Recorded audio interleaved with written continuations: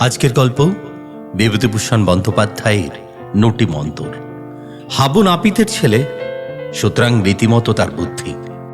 পায়রাগাছির গণীন্দ্রজা এই অঞ্চলে প্রসিদ্ধ। সে নাকি মন্ত্র বলে সাপ হতে পারে, বাঘ হতে পারে, কি না হতে পারে। লোহার সিন্দুকে কিংবা বাড়িতে বড় বড় হবসের চপসের কুলুপ লাগানো আছে। পায়রাগাছির রোজা মানে ওঝা আর কি। এসে কি একটা মন্ত্র বিড়বিড় করে বলে দুবার তালা ঝমঝম করে নাড়লে আর তালা সব গেল বেমালুম খুলে। কত লোকের সচক্ষে দেখা। রায়দের কলম আম বাগানে বিকেলবেলা কেউ নাকি দেখেছে রোজা কলমের আম পাড়ছে। হয়তো লোকে ধরতে গিয়ে দেখলে একটা খরগোশ লাফাতে লাফাতে বাগানের উত্তর দিকের বেড়া ডিঙিয়ে পালিয়ে গেল। পায়রাগাছির রোজা মস্ত বড় নাম। এই আশ্চর্যের বিষয়, এত বড় নাম করা রোজা যে তাকে কেউ কখনো দেখেনি। কোথায় যে কখন কিভাবে থাকে তা কেউ বলতে পারে না। হাবুর বড্ড ইচ্ছে সে কিছু যন্তর মন্তর শেখে। এই তার অনেক দিনের ইচ্ছা। যখন তার বয়স 14-15 তখন থেকে সে যেখানেই শুনেছে রোজা গুনিন এসেছে অমনি তার পিছু পিছু ছুটে গিয়েছে। একবার তাদের পাশের গ্রামের হাই স্কুলে একজন বড় জাদুকর এসে নানা রকম তাসের খেলা, টাকার খেলা দেখালে। একটা তাস বেমালুম গোলাপ ফুল হয়ে গেল। এর মুঠো বাঁধা হাতের টাকা ওর হাতে গেল। এক গ্লাস জল হয়ে গেল মিষ্টি শরবত। আমাদের গায়ের 2-4 লোকের সঙ্গে হাবু গিয়েছিল খেলা দেখতে। একখানা তাসকে তার চোখের সামনে গোলাপ ফুল হতে দেখে সত্যি সে কি আশ্চর্য না হয়ে গিয়েছিল। ফেরবার পথে সন্ধ্যা হয়ে এসেছে। ওর কিরকম গা ছমছম করতে লাগলো। কালী সাঁকড়া দলের মধ্যে প্রবীণ। হাবু বললে, আচ্ছা কালী জেঠা, ওসব কি করে করলে? কালী সাঁকড়া একটু তাচ্ছিল্য সূচক ভঙ্গি করে বললে, ওসব তো সোজা সোজা কালী জেঠা, খুব সোজা, খুব। কিরকম সোজা? ও সব মন্তর টন্তরের কাণ্ড। আমিও ইচ্ছে করলে পারি। তুমি পারো? কেন পারবো না বলতে কিনে? একদিন করে দেখাবে যেটা? ও সময় হলে দেখাবো। ও কিচ্ছু নয় রে। কালী শেখরার কথায় কিন্তু হাবুর বিস্ময়বোধ দূর হলো না। সে গিয়ে জাদুকরকে পরদিন সকালে পাকড়ালে। সোজাসুজি তাকে জানালে সে ওইসব খেলা শিখতে চায়। সাকরেদ হতে সে রাজি আছে। জাদুকর কলকাতার লোক। মাথায় নরম বুরুজ দিয়ে চুল আশ্রে থাকেন, হাতে ঘড়ি পরেন, চোখে থাকে চশমা। তিনি না কুচু করে বললেন, ওসব হবে না হে ছোকরা, হয় না। অনেক টাকার খেলা গো, অনেক টাকা প্রিমিয়াম দিলে তবেই সাকরেদ করি। হাবু বললে, প্রিমিয়াম কি গো? প্রিমিয়াম টাকা হে। টাকা পারবে আমায় দিতে?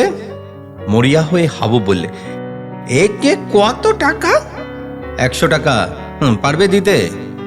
এ কি না গো, অত টাকা কখনো একসঙ্গে দেখিনি।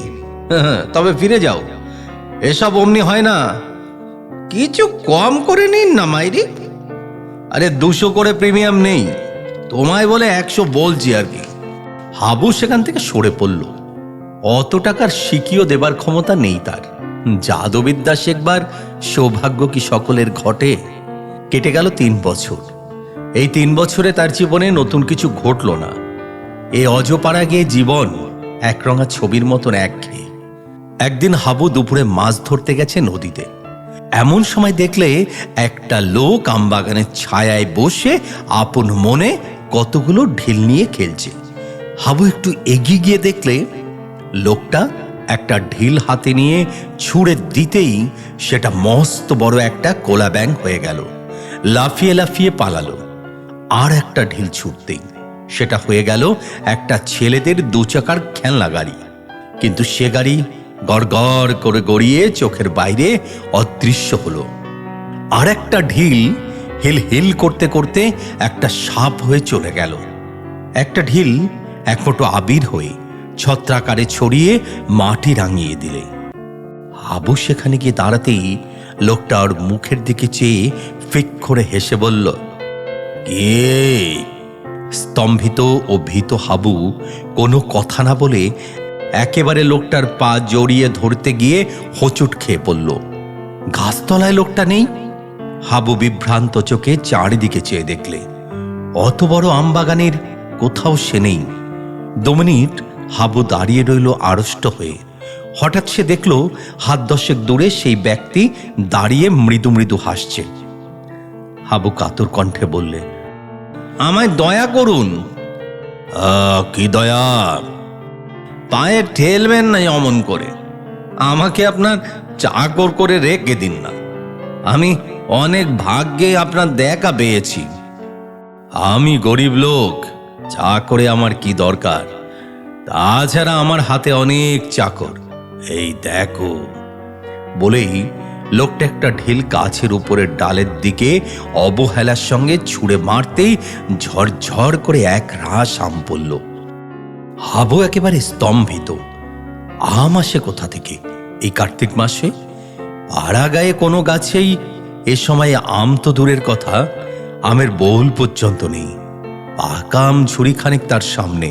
লোকটা বলল, খাওয়ার জল? এই বলেই যেমন একটা ঢিল ছোড়া অমনি গাছের গুড়ির এক জায়গায় একেবারে ফুটো হয়ে কলের মুখে যেমন জল পড়ে তেমনি জল পড়তে লাগলো। লোকটি হাত নেড়ে ইঙ্গিত করে বলল, খাও খাও, ভালো জল। হাবু কাতর সুরে বললে, আমায় সাকরেত করে রাখুন আপনার। কি সর্বনাশ! সাকরেত? আমি ওস্তাদ নই গো, আমি ওস্তাদ নই, আমায় দয়া করুন। লোকটা হি হি করে হেসে উঠল। ও কি, মুখের ফাঁক থেকে ঝাঁকে ঝাঁকে লাল নীল বেগুনি রঙের ডানাওয়ালা প্রজাপতি চারিদিকে ছড়িয়ে পড়তে লাগলো। লোকটা কে? এর উত্তর লোকটা দিলে, বললে, পায়রা গাছি যান, উত্তর দিকে আমার সঙ্গে সেখানে দেখা করো। হাবু হা হয়ে রইল। ইনি তবে পায়রাগাছির সেই গুণিন? সবাই বলে উনি নটি মন্ত্র জানেন, অর্থাৎ মন্ত্র বলে অদৃশ্য হতে পারেন। আর সে নিজে তার প্রমাণ পেয়েছে। হাবু হাত জোর করে বললে, আমায় আমায় দয়া করুন। পায়রাগাছি রোজা এবার নরম সুরে বললে, শেখাতে পারি নটি মন্তর, কিন্তু ছোকরা তুমি এ পথে কেন? এ পথে কেবল তারাই আসতে পারে যাদের বাসনা কামনা ক্ষয় হয়ে গেছে। কত লোভের পথ খুলে যাবে দেখো। আচ্ছা রসু, দিচ্ছি তোমায় মন্ত্রটা শিখিয়ে। এরপর কিছুদিন কেটে গেল।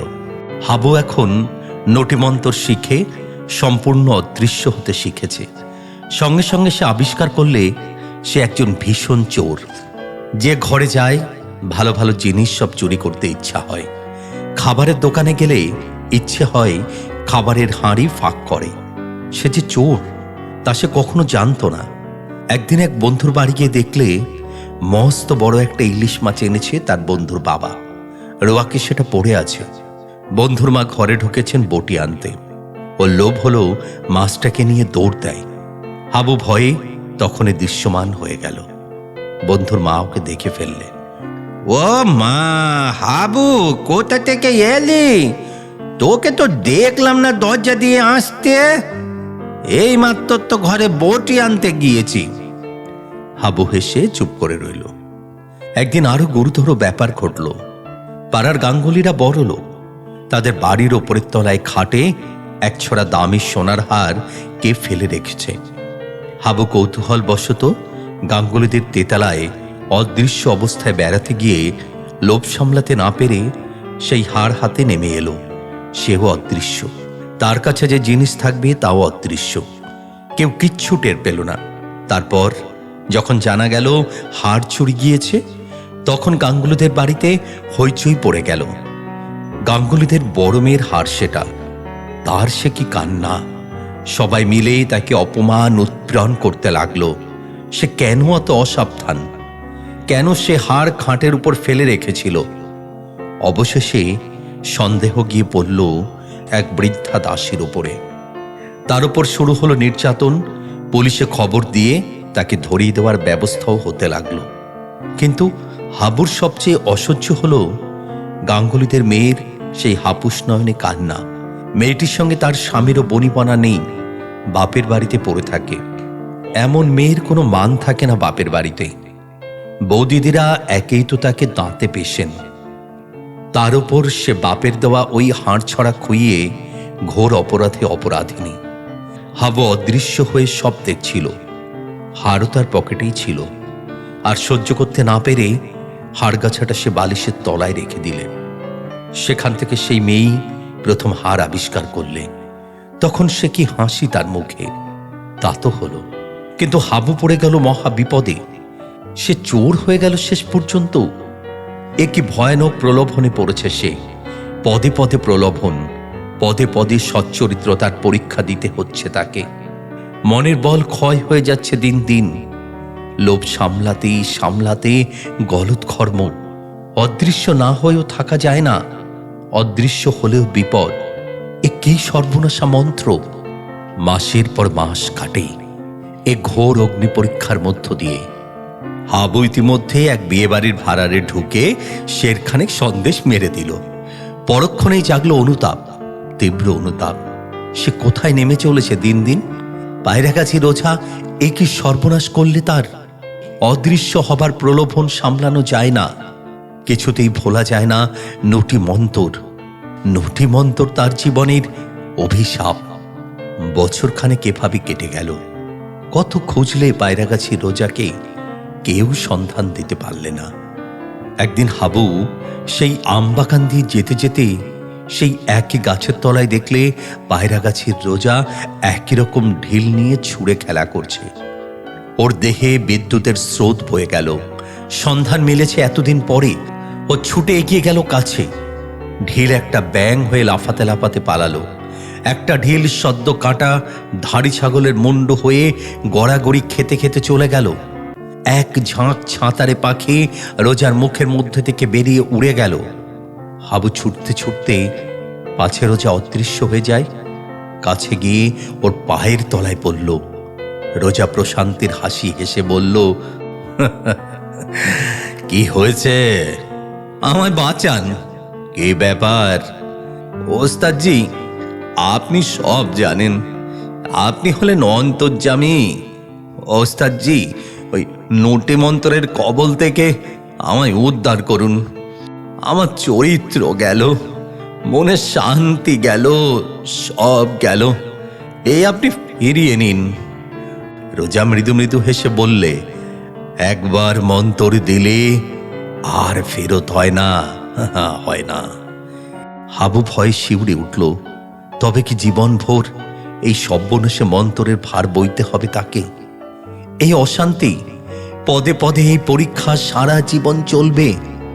হাবু পা আঁকড়ে ধরে বললে, বাঁচান আমায়, বাঁচান আমায়, আমি মরে যাব।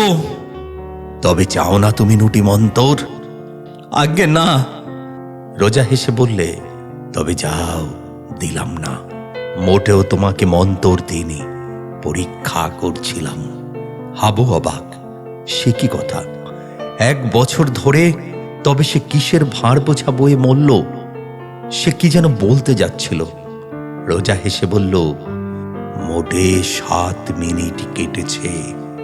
এই প্রথম দেখা তোমার সঙ্গে আমবাগানে। নটিমন্তর তোমাকে দেওয়া যায় কিনা পরীক্ষা করছিলাম। আমি আজ 20 বছর এই মন্তরের ভার বয়ে আসছি, আর তুমি এর দায়িত্ব 7 মিনিটও নিতে পারলে না।